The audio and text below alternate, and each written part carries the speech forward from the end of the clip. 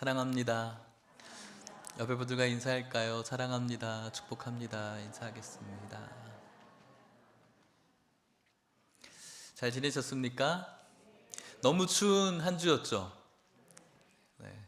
안 추웠어요? 너무너무 추웠어요. 저 추운 걸 너무너무 싫어하는데 정말 고통스러운 하루하루 너무 추위에 있었던 것 같습니다. 그럼에도 불구하고 건강한 모습으로 여러분들과 뵙게 되어서 감사한 하루인 것 같습니다. 오늘 하루 우리들의 이 예배가 밖의 날씨는 참 춥지만 이 안에 하나님의 그 따뜻함, 그 은혜가 있는데 그 따뜻함을 느끼시는 저와 여러분들 되었으면 좋겠습니다. 오늘 우리는 사도 바울의 고백 가운데 있습니다. 우리가 너무나 요절처럼 잘 암송하기도 하는 그런 말씀이죠. 내가 그리스도와 함께 십자가에 못 박혔나니 그런즉 이제는 내가 사는 것이 아니다. 이 귀한 요절이 나온 이 본문 속에서 하나의 구절로만 알고 있는 것이 아니라 어떻게 이런 고백을 하게 되었는가를 같이 살피시면서 하나님의 은혜가 여러분들 가슴 가운데 팍 하고 새겨지시는 은혜가 있기를 축복합니다. 사도 바울은 이렇게 말합니다. 갈라디아 교회를 향해서 2장 11절 말씀인데 같이 한번 읽어볼게요. 시작. 게바가 안디옥에 이르렀을 때에 책망받을 일이 있기로 내가 그를 대면하여 책망하였노라. 바울이 게바를 책망했다. 게바가 누구입니까? 베드로예요. 베드로는 제자 중에서 어떤 위치에 있었을까요? 수석 제자라고도 하기도 하고 12제자 중에서 그래도 리더였던 사람이 베드로였습니다. 근데 이 게바가 책망받을 일이 있었답니다. 책망받을 일이 있어서 사도 바울이 책망했다는 거죠. 물론 책망받을 일이 있으면 책망받는 게 맞겠지만 이 당시 초대교회의 베드로라는 이 사도의 상징성은 그의 영향력, 권위라고 할까요? 책망받을 길이 있을 수는 있겠지만 책망한다는 것은 참 쉬운 일은 아니었을 것 같습니다. 우리는 베드로나 누구나 우리 다 아래로 깔아보는 우리들의 마음들이 있죠. 무식하고 배신하고 하지만 이 당시에 이 신약 시대의 배경 속에서 베드로는 굉장히 상징적인 인물이었고 캐톨릭에서는 이 베드로의 일대 교황으로서 굉장히 상징적인 신처럼 이렇게 바라보는 경향이 있지 않습니까? 이 베드로를 향해서 책망을 했다는 거예요. 도대체 어떤 일을 했길래 책망을 했을까요? 12절 말씀입니다. 같이 읽어보겠습니다. 시작. 야고보에게서 온 어떤 이들이 이르기 전에 게바가 이방인과 함께 먹다가 그들이 오매 그가 할례자들을 두려워하여 떠나 물러가매. 이 사건 때문입니다. 야고보, 예루살렘 교회에 있었던 이 야고보에게 어떤 사람들이 왔다는 거예요. 그 사람들은 할례를 받은 찐 유대인들이었습니다. 유대인들이었지만 그리스도교로 개종한 성도들이었겠죠. 이 사람들이 왔습니다. 어디로 왔다? 게바가 있었던 안디옥으로 왔다. 그 당시에 이 안디옥은 유대인들과 이방인들이 뒤섞여 살았던 그런 도시였습니다. 그곳에서 게바가 이방인들과 함께 먹고 있는 중이었어요. 유대인들이 이방인과 함께 먹고 마시는 것, 특별히 오늘날도 우리는 누군가와 식사를 하는 것, 이것은 불편한 사람들과 식사를 하는 것만큼 고통스러운 일이 없어요. 그래서 혼밥이라고 하죠. 어쩔 수 없이 혼밥이라고 하는데 혼자 밥 먹는 것도 최근에 유행처럼 돼서 먹는 거지, 옛날에는 혼자 밥 먹을 바야 안 먹는다 이렇게 한 것처럼 이 밥 먹는 거는 굉장히 중요한 거예요. 이 밥상 공동체는. 그래서 좀 별로 사이가 좋지 않은데 식사를 같이 하면 속이 굉장히 좋지가 않겠죠. 근데 식당에서 식사를 같이 한다는 것은 그만큼 그 사람과 관계가 있다는 것이 바로 이 당시의 문화였어요. 그래서 예수님이 세리와 죄인들과 함께 식사를 할 때 그것을 보면서 율법주의자들, 바리새인들이 저 죄인들과 함께 밥 먹는다고 손가락질을 했었던 이유가 그것 때문이었습니다. 같이 식사를 한다는 것은 같이 마음을 나누고 정을 나누고 또 동급이다, 뭐 이런 의미가 있었기 때문이죠. 그런데 이방인과 함께 식사를 하고 있는 유대인 베드로였습니다. 베드로도 원래는 유대인으로서 예수님의 제자였지만, 예수님의 제자였음에도 불구하고 이방인과 함께 있는 것에 대해서 좋은 마음이 없었어요. 사도행전 10장에 보면 이달리아 백부장이었던 고넬료라는 사람이 나와요. 그 사람이 베드로를 청하게 되어지죠. 그때 하나님께서 베드로에게 환상을 보여주세요. 보자기의 환상이었죠. 보자기에 각종 부정한 짐승들이 내려오는데 하나님께서 베드로에게 먹어라 하는 거죠. 그러자 베드로가 족발 맛있겠네요 하면서 먹는 게 아니었죠. 먹지 못하겠다는 거예요. 부정한 것들인데, 율법이 원하지 않는 것들인데 저는 안 먹어요. 절대로 안 먹어요. 이렇게 베드로 역시 예수님을 믿고 있었지만, 신약 교회에서 이렇게 복음을 전하는 사람이었지만, 그럼에도 불구하고 그는 이렇게 부정한 것들, 율법을 벗어날 수가 없었던 사람이죠. 그럼에도 불구하고 그것 사건 후에 고넬료를 만나게 되었고, 고넬료가 얼마나 하나님을 사랑하는 사람이었는지, 경건한 사람이었는지, 그리고 하나님의 이름으로 여러 사람을 구제하면서 얼마나 옳은 길을 가고 있는지를 그가 보면서 복음을 전하게 됩니다. 예수님의 그 십자가의 복음을 전하고 성령님이 임하게 되죠. 그러자 베드로의 마음에 이 사람이야말로 세례를 받아야 될 사람이다. 그래서 세례까지 주게 되어집니다. 그 후에 이방인에 대한 그 율법적인 벽들이 허물어지게 되고, 그 이방인들과 함께 더불어서 먹고 마실 수가 있게 되어진 것이죠. 그랬던 베드로가 이렇게 안디옥에서 이방인과 함께 식사를 하고 있는데, 예루살렘에서 온 개종된 유대교인들이 자신이 식사하는 자리에 오는 것을 보자 마음에 어떤 마음이 생겼냐면, 그 12절 말씀을 다시 한번 띄워줘 보시겠습니까? 이방인과 함께 먹다가 그들이 오매 그가 할례자들을 어떻게 했다고요? 두려워했다는 거예요. 갑자기 두려워진 거예요. 뭐가 그렇게 두려웠을까요? 유대인들이 이방인과 함께 식사를 한다. 저 베드로가 이방인과 함께 식사를 해. 이 말이 들리는 것, 또 이 말을 통해서 이 말이 가질 파급력이 두려웠겠죠. 사람들이 자기를 어떻게 볼까? 그게 두려우니까 물러가 버렸어요. 도망가 버렸어요. 그런데 이것은 베드로의 책망받을 일로 끝나지 않았어요. 그 다음 구절 보니까 13절인데요. 또 읽어볼게요. 시작. 남은 유대인들도 그와 같이 외식함으로 바나바도 그들의 외식에 유혹되었느니라. 아멘. 베드로가 외식이라고 표현하고 있습니다. 이 외식이라는 이곳에 쓰여진 단어는 원형적으로 살펴보면은 연극에서 쓰이는 단어예요. 연기라는 뜻을 갖고 있어요. 그러니까 유대인들도 베드로와 같이 연기를 하고 있다는 거죠. 그런데 이 연기에 우리가 잘 알고 있는 바나바라는 인물, 바나바가 누구입니까? 사울 되었던 바울을 선교지로 함께 선교하면서 리더로 세워준 권위자이고 위로자였던 신앙의 한 모델이었던 사람 아닙니까? 그 바나바 역시도 베드로가 외식하는 이 모습을 보면서 함께 동참하게 되어졌다는 것이죠. 외식의 파급력이죠. 신앙생활의 외식의 파급력은 굉장히 셉니다. 교회 오래 다닌 사람들이 많이 그렇죠. 목사들이 많이 그렇죠. 장로, 권사, 안수집사, 직분 받은 사람들이 더 그래요. 외식. 왜냐하면 그 위치처럼 보여야 되거든요. 속으로는 그렇지 않은데 겉으로는 착해 보여야 되고 거룩하게 보여야 되고 예배 잘 드리는 것처럼 경건하게 보여야 되고, 그 외식이 어떻게 됩니까? 경쟁이 돼요. 경쟁. 내가 이렇게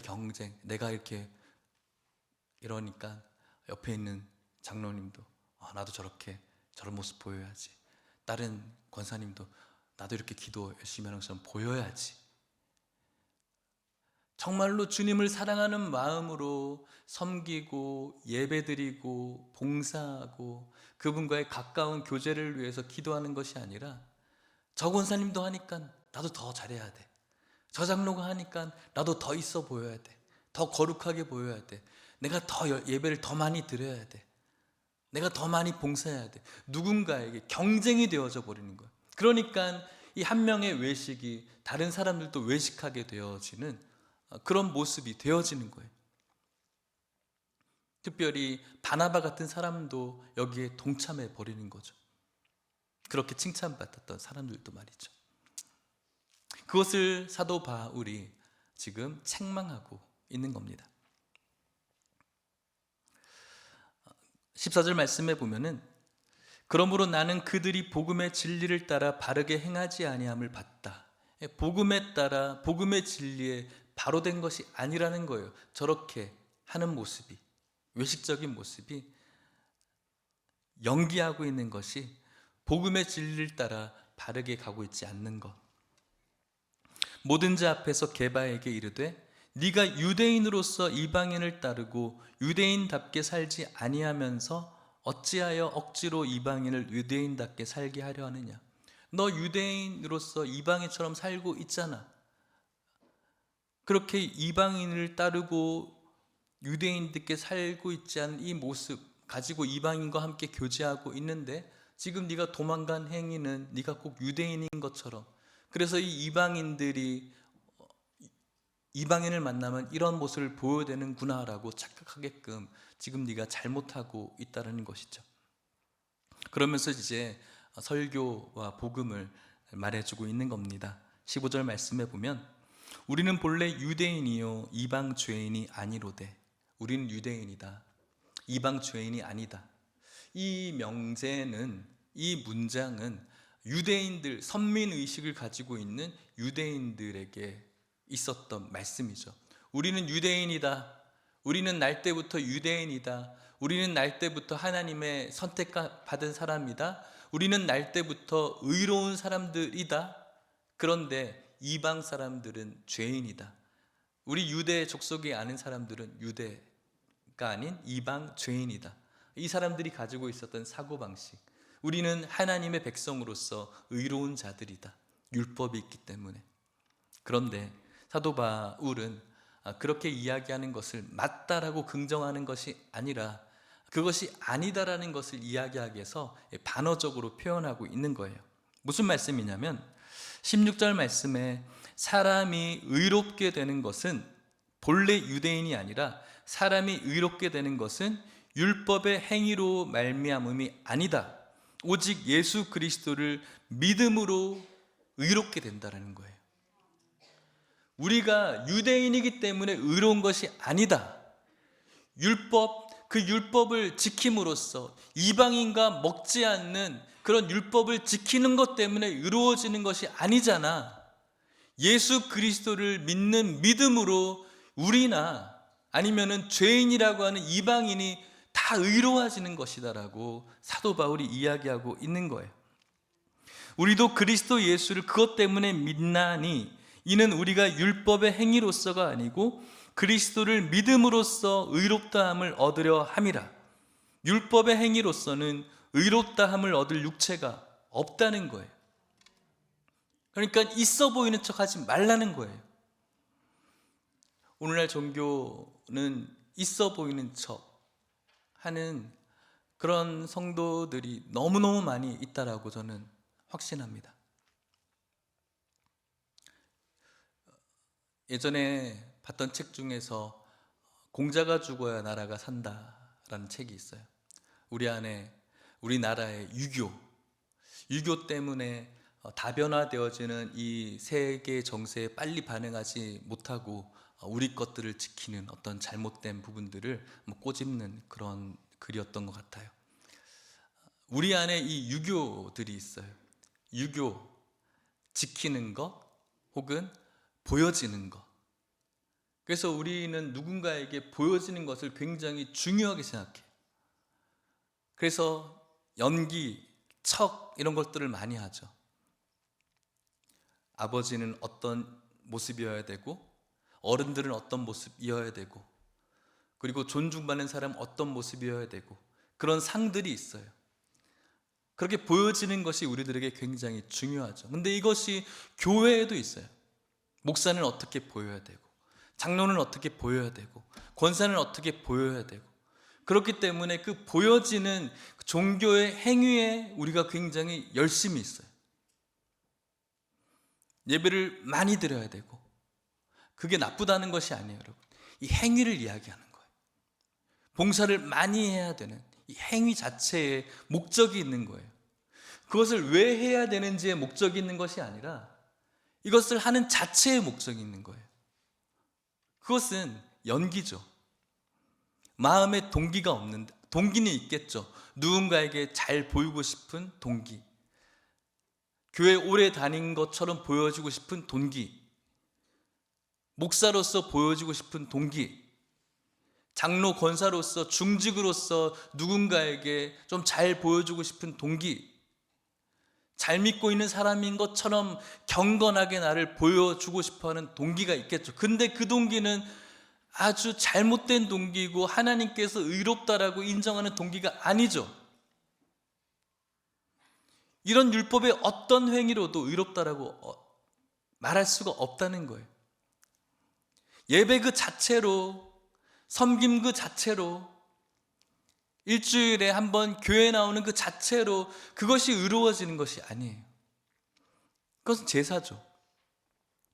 제사처럼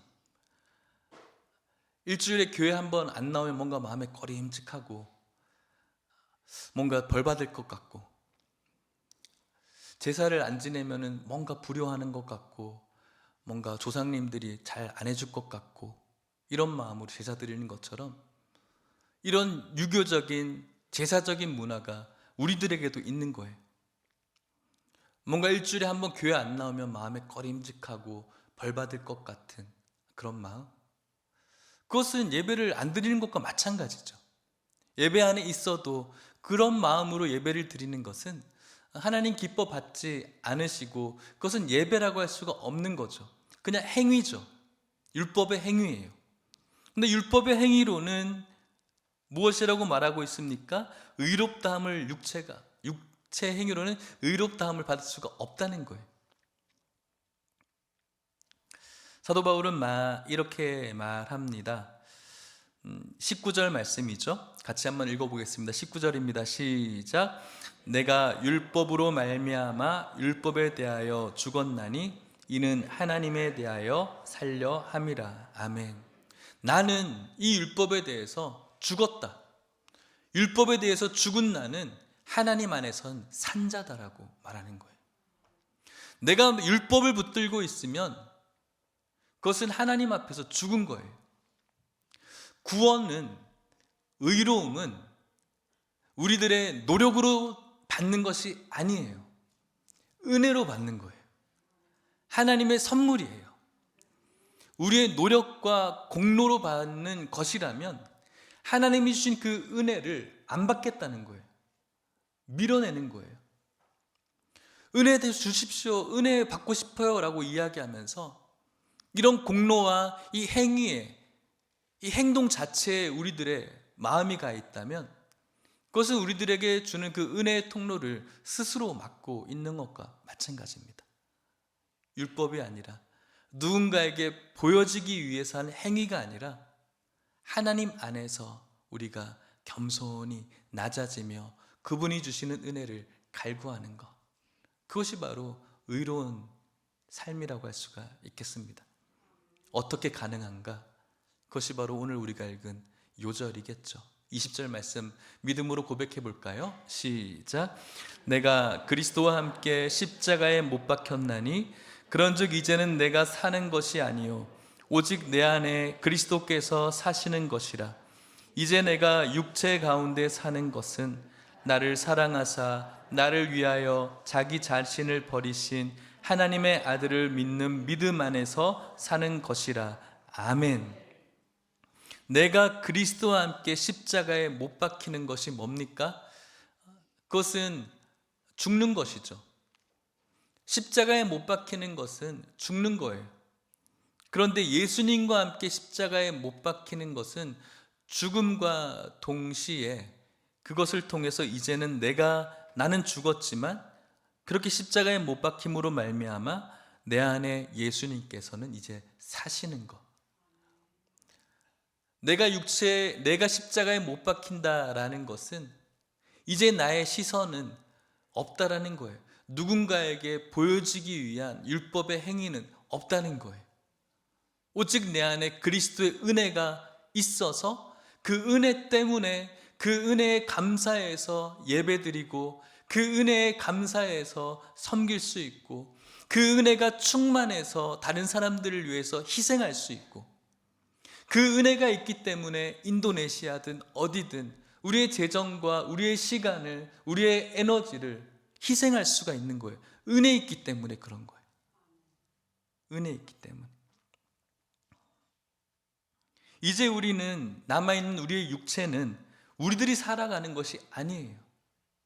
우리 안에 사시는 하나님의 아들 예수 그리스도를 믿는 믿음 안에서 우리가 살아가야 되는 거예요. 21절 같이 읽어볼까요? 시작. 내가 하나님의 은혜를 패하지 아니하노니 만일 의롭게 되는 것이 율법으로 말미암으면 그리스도께서 헛되이 죽으셨느니라. 아멘. 내가 하나님의 은혜를 패하지 않겠다. 하나님의 은혜를 패한다. 그것이 뭡니까? 하나님의 은혜를 받지 않겠다는 거죠. 하나님의 은혜를 받지 않겠다라는 것은 행위와 공로, 율법, 외식, 가식 거기에 몰두해 있는 사람이 하나님의 은혜를 패하는 사람. 의롭게 되는 것이 만일 율법 행위 때문에 우리가 의로워질 수 있다면 예수님께서 십자가에서 헛되이 죽은 것이다 라고 말하는 거예요. 그렇기 때문에 오늘 저와 여러분들은 십자가에 우리를 못 박고 예수 그리스도께서 우리 안에 사시고 우리가 종교 생활하는 것이 아니라 나는 없고 주님은 사심으로 다른 사람들에게 보이기 위한 내가 아니라 내 안에 사신 그리스도로 말미암아 예배와 찬양과 섬김과 하나님 나라를 세워가는 희생이 우리들에게 필요한 줄 믿으시길 축복합니다. 말씀을 마치도록 하겠습니다. 오늘 말씀의 제목을 예수님이 눈에 밟히다라는 제목으로 정해봤습니다. 누군가가 내 눈에 밟히다 이런 표현을 언제쯤 씁니까? 제가 식당에 갈 때 맛있는 게 딱 보이면은 누가 눈에 밟힐까요? 네, 자녀들, 우리 딸들이 눈에 밟혀요. 또 맛있는 삼겹살 집에 가면 우리 아내가 굉장히 좋아하거든. 삼겹살을 아내가 눈에 밟혀요. 눈치를 보니 믿지 않는 눈치신데 밟혀요. 밟혀요. 좋은 카페를 가면 아내가 밟힌다니까요. 근데 여러분 어떨 때 안 밟힐 때도 있어요. 너무 맛있는 음식이 있고 너무 좋은 데 있으면 눈에 안 들어와요. 그냥 너무 좋다, 내가 즐기고 싶다 이런 마음이 있어요. 안 들어와요. 제 안쪽에 아내도 안 들어오고 애들도 안 들어와요. 그런데 여러분, 성도로서 예수님이 눈에 안 들어올 때가 왜 이렇게 많은지 모르겠어요. 나는 죽었는데 내 안에 예수님이 사시는데 라고 이야기하면서 나만 보이고 예수님이 안 보여요. 오늘 내가 누구에게, 나라는 존재가 누구에게 어떻게 보여지는지는 너무나 신경이 많이 쓰여지고, 오늘 내가 어떤 결정을 내려야 되고, 오늘 내 생각에는, 오늘 내가 계획한 것은, 내가 경험한 바로는, 나라는 이런 자아는 너무너무 잘 보이는데 어떤 일을 함에 있어서도 나라는 존재는 너무 눈에 많이 밟히는데 예수님이 눈에 안 밟혀요. 그래서 연기하고 있는 내 삶을 바라보게 되는 겁니다. 지금 이 순간도 어쩌면. 여러분들은 어떻습니까? 나는 죽고 예수님은 사신다라고 찬양도 하고 고백하는데 여러분들의 상황과 환경 속에서 예수님이 보이지 않고 여러분들의 자아와 내 생각에는 나는 이런 경험을 해봤는데 나는 이렇게 많이 교육받아 봤는데 오늘 내 기분은 어떤데 오늘 내가 어떤 식으로 보여줘야 되는데 나만 온통 눈에 보이고 정작 우리가 걸어가야 될 이 길에서 주인 되시는 예수님은 전혀 보이지 않는 은혜를 밀어내고 있는 인생. 목사님 은혜 좀 주세요. 은혜 좀 받게 해주세요.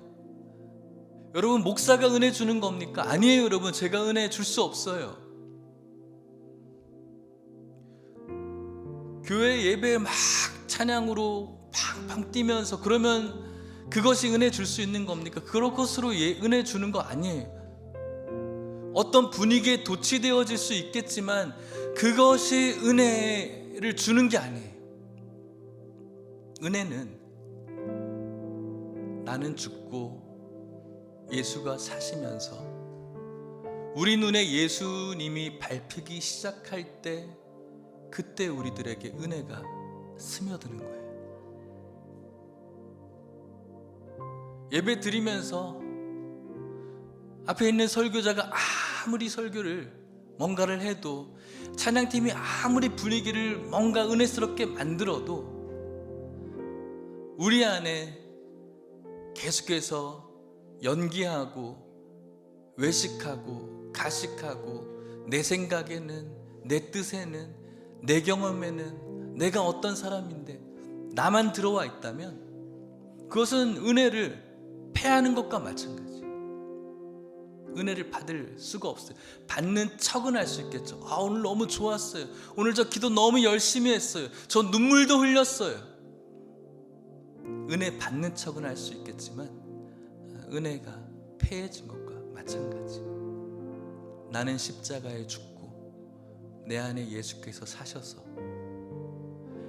아무것도 없는 듬성듬성 앉아있는 그런 예배당에서 아무런 논리 없는 그 말씀이 전해지지만 그 말씀 속에서 나는 그리스도에 죽고 예수 그리스도께서 사셨습니다. 그 말씀 앞에 내가 바짝 엎드려서 예수님은 죽으시고 나는 죽고 예수가 우리 눈에 밟히기 시작한다면 그것은 최고의 은혜의 시간이라고 할 수가 있겠습니다. 은혜에 젖어 살기를 원하십니까? 그렇다면 예수님이 여러분들의 모든 인생 속에서 날마다 눈에 밟히시기를 주님의 이름으로 축복합니다. 그것은 바로 오늘도 그 십자가에 예수님과 함께 우리가 못 박힐 때 가능한 것입니다. 그러한 여러분들의 인생 되시기를 축복합니다. 여러분들에게 복음 전하고 싶습니다. 이것이 복음입니다. 이것보다 더 커다란 우리 인생의 가치는 없습니다. 예수님과 십자가에 못 박히시고 나는 죽고 예수는 살고 예수님의 은혜, 예수님이 눈에 밟히면서 시작됨을 기억하시고 그런 은혜 있는 성도가 오늘 이곳에 있는 여러분들 되시기를 주의 이름으로 축복합니다. 찬양할까요?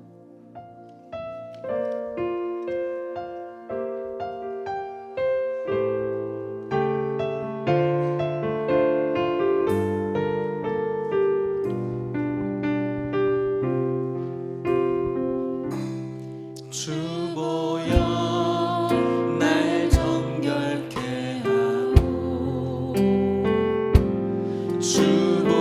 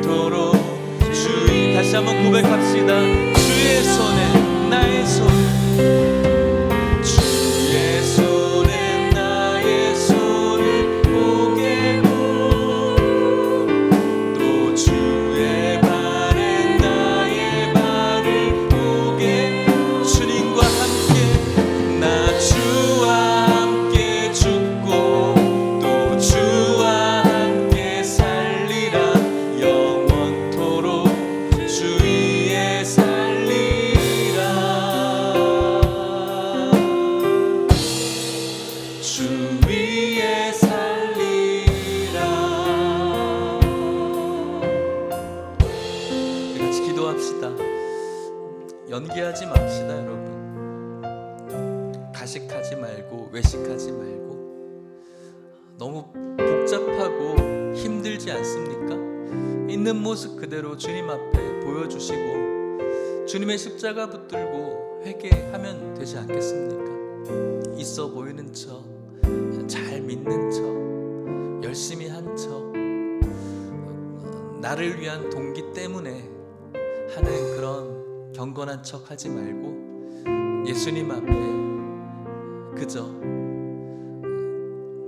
예수님 앞에 우리는 죽고 예수님은 사는 것.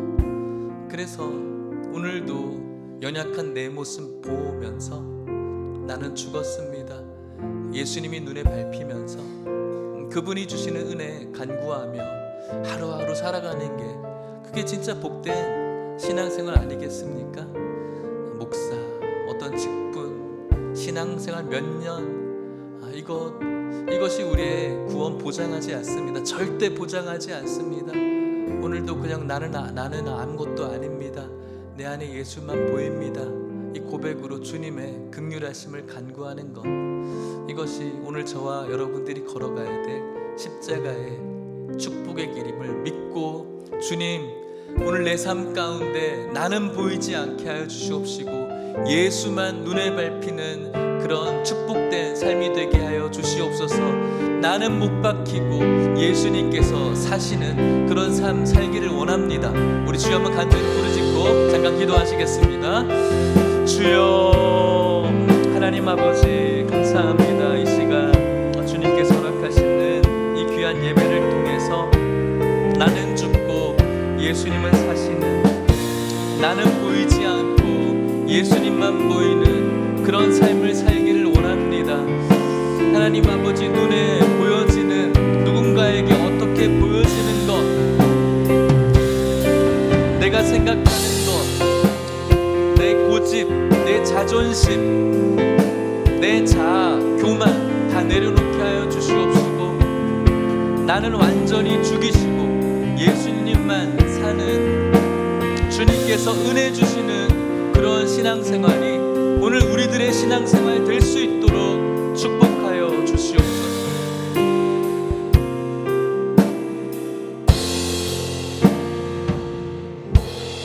좋으신 하나님 아버지, 오늘 사도 바울의 이 귀한 고백을 오늘 우리 가슴에 담게 해주셔서 감사합니다.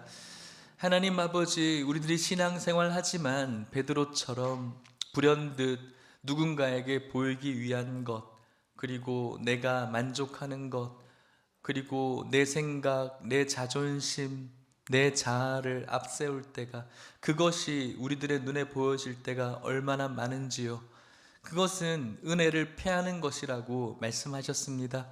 하나님, 예수님의 십자가에 우리를 못 박게 하여 주시옵시고 나는 죽고 예수로 살게 하여 주시옵시고 죽어있는 나를 바라보지 않게 하시고 사신 예수님이 우리의 모든 삶 가운데 늘 눈에 밟히게 하여 주셔서 늘 주님의 은혜가 충만하게 젖어있는 삶 사는 행복한 크리스찬들 될 수 있도록 축복하여 주시옵소서.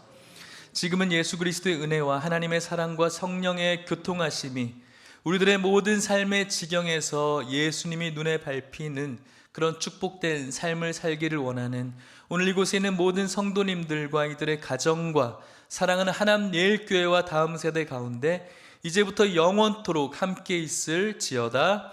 아멘.